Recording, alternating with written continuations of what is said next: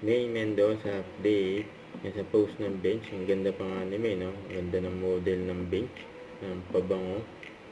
Yan sa post ng bench sabi, experience a fragrance that lingers like forever. Don't wait for love. Spice your way into it today with a dab of love. EDT by May Mendoza. And a dab of love. Worth 248 pesos. Yun, no? Ang ganda ni May, no?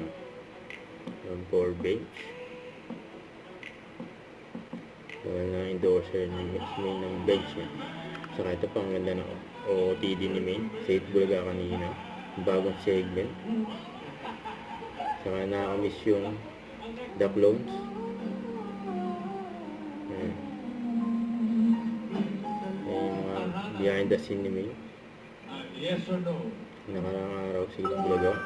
Ang kantang tahanan ay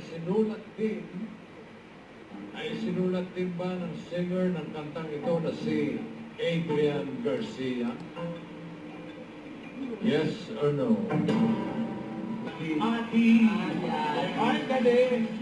Si Karen na lang. Ay, punta ka na dito.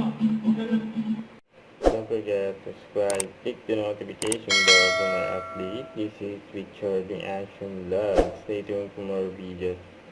See ya.